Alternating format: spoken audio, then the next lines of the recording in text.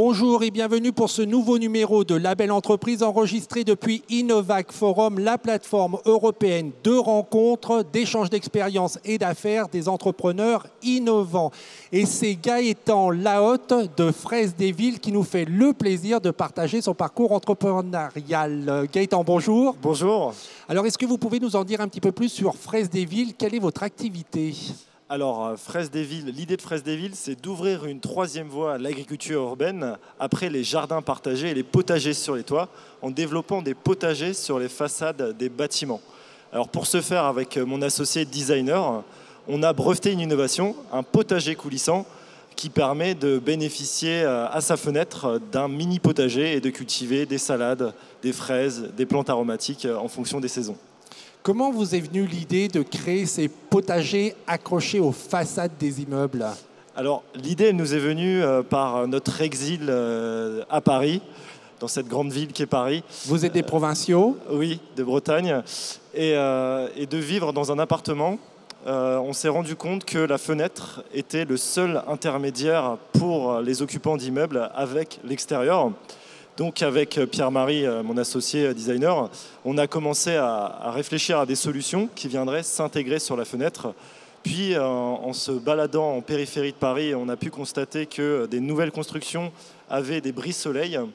Et en fait, on s'est inspiré de ces brise-soleil pour faire notre potager coulissant. Et on a intégré dans la partie inférieure des jardinières.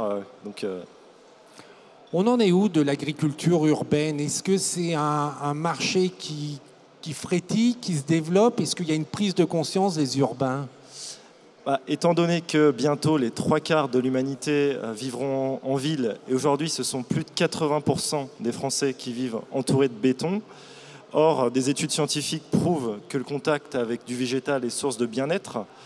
Et donc l'agriculture urbaine est, je dirais, en pleine émulsion. Et on voit que dans des métropoles comme Berlin ou Montréal, l'agriculture urbaine est vraiment développée. Et Paris, depuis ces dernières années, est en train de rattraper son retard.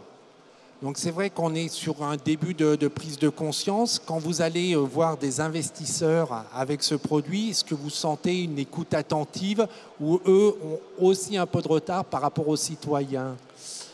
Alors, en fait, nous, on est à la recherche de fabricants dans un premier temps. Donc, on va tout d'abord faire appel à du financement participatif pour financer un nouveau prototype. Ensuite, une fois qu'on a réalisé cette étape, on pourra aller voir des financeurs. On est déjà allé les rencontrer, mais c'est un petit peu trop prématuré. On ira les voir dans quelques mois quand on aura un fabricant qui sera avec nous dans l'aventure. Ce financement participatif, il est mis en place. Il y a un site internet où on peut aller collecter des informations et participer à votre projet. Il y a beaucoup de sites en fait, de crowdfunding.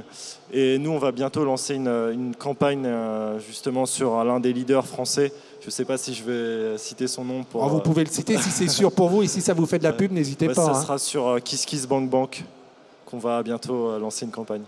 Donc pour ceux qui veulent encourager l'agriculture urbaine et puis les potagères sur les façades, vous pourrez avoir plein d'informations et vous pourrez participer au financement de ce projet. Parce qu'aujourd'hui, on peut le préciser, c'est encore qu'un projet. Vous n'avez pas créé de structure juridique pour porter les potagers? Alors effectivement, on s'est concentré sur d'abord le dépôt du brevet, puis la fabrication du prototype, puis la construction de la légitimité grâce aux concours comme celui d'Innovac, par exemple, et puis les articles de presse, et puis ensuite la création juridique va arriver très prochainement.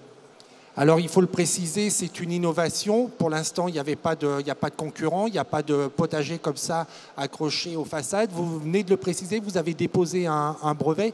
Est-ce que c'est compliqué lorsqu'on est à l'origine d'une innovation que d'aller déposer un brevet auprès de l'INPI? C'est vrai qu'en général, le mot brevet fait un peu peur, il fait un peu frémir, mais en fait, il faut prendre le temps de comprendre ce que veut l'INPI, parce qu'il y a des formulaires qui sont très précis, donc on peut avoir des rendez-vous. L'INPI organise des rendez-vous gratuits avec des experts, des ingénieurs, donc on peut les rencontrer, ils aident à avancer, et puis ensuite, il faut voir avec l'expert technique de son domaine. Donc dans mon cas, ça a été de voir avec un fabricant, et puis de faire les formulaires, et puis ensuite le brevet est déposé. Les formulaires, c'est beaucoup de paperasserie. Ça vous a pris combien de temps, en gros, pour obtenir ce brevet? Entre l'idée et puis le dépôt à l'INPI, je dirais qu'il y a 2 mois pour bien rédiger les brevets, etc. Donc c'est relativement rapide par rapport à la protection juridique que ça va pouvoir proposer par la suite. Qu'est-ce qui vous a donné envie de créer votre entreprise? Parce qu'au-delà de l'idée que vous avez eue, tous les jeunes ne sont pas des créateurs d'entreprise. Qu'est-ce qui vous a poussé dans cette voie? Alors déjà, moi je suis sensibilisé depuis tout petit à l'écologie. Et puis ensuite, j'ai eu un diplôme en entrepreneuriat. Donc l'idée pour moi a germé depuis bien longtemps. Ensuite, pour moi, c'est indispensable de proposer des solutions à un modèle qui est structurellement en crise. Donc toute solution qui vise à construire un monde plus juste, plus écologique et plus social est bonne à prendre. Et puis nous, à notre échelle, c'est notre leitmotiv. Et après, il y avait quand même une petite sensibilité, une fibre d'entrepreneur, parce qu'on peut défendre vos causes en étant salarié, par exemple. Qu'est-ce qui vous motivait dans le fait d'être à la tête de votre entreprise, de votre future entreprise? Je dirais que c'est toutes les relations qu'on a avec différents métiers. Dans mon cas, des fabricants, des agronomes, des associations qui sont dans l'agriculture urbaine. J'aime bien rencontrer tous ces gens de secteurs différents. Et puis d'être associé avec un designer, ça offre une créativité. Et puis voilà, c'est tous ces aspects qui m'intéressent grandement dans l'aventure entrepreneuriale. Et puis on peut préciser que vous êtes issu de l'école de commerce de Rouen. Est-ce que cette envie de créer est courante chez les étudiants de l'école de commerce? Est-ce que vous êtes nombreux à avoir, à l'issue de votre formation, créé votre entreprise? Alors, mes camarades de promotion s'orientent plutôt vers les grands groupes, dans un premier temps, dans l'audit, dans la finance, entre autres. Ils veulent, entre guillemets, faire leurs armes pour après, éventuellement, monter une entreprise. Mais moi, je dirais qu'il est prouvé, justement, que c'est à la sortie des études que c'est... D'ailleurs, statistiquement, on s'est prouvé aussi que c'est à la sortie des études qu'il y a plus de création d'entreprises, car on ne sait pas le confort qu'on manque si on a commencé à travailler, si on ne s'offre pas de salaire pendant 1 an, c'est difficile, alors qu'à la sortie des études, on peut encore le faire. Et malgré ces chiffres, le fait d'être jeune, est-ce que vous vous êtes heurté à cet obstacle, à un manque de crédibilité, ou au contraire, puisqu'il y a ces chiffres, aujourd'hui, les financeurs, les fabricants que vous pouvez rencontrer ont l'habitude de croiser des jeunes entrepreneurs et que ce n'est plus aujourd'hui un obstacle? En fait, je dirais qu'il faut construire sa légitimité, et surtout quand on est jeune.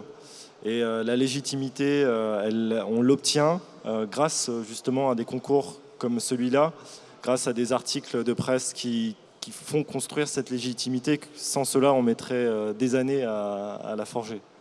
Alors effectivement, vous êtes ici à Innovact Forum pour participer à un concours. Est-ce que vous aviez auparavant déjà participé à des concours ? En fait, on a été lauréat de 2 concours, notamment l'année dernière, le prix de l'entrepreneur social organisé par la LMDE. On a été lauréat dans la catégorie développement durable. Et plus récemment, on est finaliste du concours SFR Jeunes Talents, qui offre un accompagnement pendant 1 an à 8 finalistes qui sont dans l'écologie et dans le domaine social. Donc on le dit, on le répète souvent dans la belle entreprise, mais ça vaut le coup de prendre un peu de temps pour remplir un questionnaire et un dossier de candidature pour ce genre de concours. Ah oui, ça vaut vraiment le coup. C'est vrai qu'il faut prendre le temps de faire ces formulaires, mais c'est indispensable pour servir de rampe de lancement pour une entreprise. Parmi les leitmotivs de la belle entreprise, c'est aussi l'accompagnement. On encourage vivement les porteurs de projets, les créateurs d'entreprises à se faire accompagner. Il y a de nombreuses structures en France. Est-ce que c'est votre cas? Est-ce que vous bénéficiez d'un accompagnement pour passer du stade de porteur de projet dans lequel vous êtes actuellement à celui de créateur d'entreprise? Alors pour l'accompagnement, nous on a fait le choix d'intégrer l'espace collaboratif La Ruche qui se trouve à Paris et qui héberge des entreprises, des associations qui sont dans l'écologie, dans le domaine social.